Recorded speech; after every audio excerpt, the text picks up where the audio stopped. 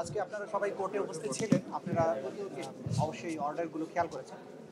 আজকে প্রথমে এই আদালত যে আদেশটা দিয়েছেন সেটা হচ্ছে সোশ্যাল মিডিয়া সহ বিভিন্ন গণমাধ্যমে এই ট্রাইব্যুনালের বিভিন্ন প্রসিডিংস এবং ট্রাইব্যুনালের বিচারকদের ছবিকে বিকৃত করে নানান ধরনের ব্যঙ্গাত্মক নানান কথাবার্তা বিভিন্ন জায়গায় প্রচারিত হচ্ছিল এবং সেখানে আইনকে ভায়োলেট করে যেগুলো সত্য বিষয় নয়, যেগুলো ফ্যাক্টস নয়, সেরকম ফ্যাক্টসকে টুইস্ট করে মিথ্যা তথ্যের উপর ভিত্তি করে এই ট্রাইব্যুনালের সম্মান যেটা জনমনে সেটাকে বিকৃত করার জন্য, সেটাকে হানি করার জন্য নানান ধরনের অপপ্রচারমূলক পোস্ট দেওয়া হচ্ছিল। এটা ট্রাইব্যুনালের নজরে এসছে এবং এর আগে আপনারা জানেন যে কয়েকদিন আগে ট্রাইব্যুনালের চেয়ারম্যান একটা জিডিও করেছেন যে তার ফোনে নানান ধরনের কথাবার্তা, অশ্লীল কথাবার্তা গালাগালি করা হচ্ছে।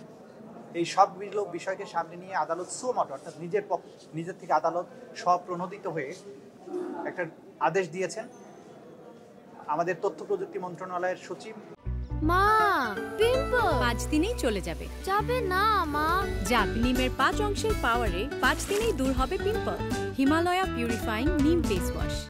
বিটিআরসি চেয়ারম্যান এই দুজনের প্রতি ডাইরেকশন দিয়েছেন যে সামাজিক মাধ্যমে এই ধরনের যত ব্যঙ্গাত্মক পোস্ট আছে সেগুলোকে রিমুভ করার জন্য এবং ভবিষ্যতে যাতে এই ধরনের পোস্ট আর কেউ করতে না পারে সেই ব্যাপারে প্রয়োজনীয় ব্যবস্থা গ্রহণের জন্য নির্দেশ দিয়েছেন এবং পরবর্তী সময়ে একটা কমপ্লায়েন্স দিতে বলেছেন আদালতের কাছে। এটা হচ্ছে প্রথম অর্ডার। দ্বিতীয় যে দুটো মামলা ছিল গুমের ব্যাপারে, একটা টিএফআই এবং আরেকটা জেআইসি রিলেটেড, সেই দুটো মামলায় চার্জ শুনানির জন্য একটা 3রা ডিসেম্বর আর একটা 7ই ডিসেম্বর দিন ধার্য করা হয়েছে।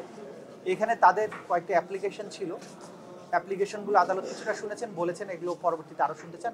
আমরা প্রসিকিউশনের পক্ষ থেকে বলেছি যে এই ধরনের অ্যাপ্লিকেশন দেওয়ার কোনো সুযোগ নেই, কারণ তারা ভার্চুয়ালি হাজিরা দিতে চেয়েছেন। আদালত কমেন্ট করেছেন যে আইন সবার জন্যই সমানভাবে প্রযোজ্য হবে, যেহেতু বাংলাদেশের সাবেক প্রধান বিচারপতি কারাগারে আছেন, তাকে কোর্টে অ্যাটেন্ড করতে হয় ফিজিক্যালি। অ্যাপেলেট ডিভিশনের বিচারক, সিনিয়র মন্ত্রী, বিভিন্ন পর্যায়ের মানুষ যারা আসামি হয়েছেন তারা রেগুলারলি আদালতে সশরীরে হাজিরা দেন। সুতরাং এখানে ডিফারেন্ট কোনো ঘটনা ঘটেনি, যে কারণে অন্য কোনো বিশেষ বিবেচনায় কাউকে ভার্চুয়ালি হাজিরা দেওয়ার বিষয়টা অ্যালাউ করতে হবে, এই বিষয়টা আদালত প্রয়োজন মনে করেন না। তারা মনে করেন সকল নাগরিক আইনের দৃষ্টিতে সমান, সবাইকে ইকুয়াল ট্রিটমেন্ট দেওয়া উচিত। তারপরেও যেহেতু ডিফেন্স পক্ষ বলেছেন তারা এই অ্যাপ্লিকেশনগুলো পরবর্তীতে আবার শুনানি করতে চান, আদালত বলেছেন হ্যাঁ, সময় হলে উনি আবার শুনবেন।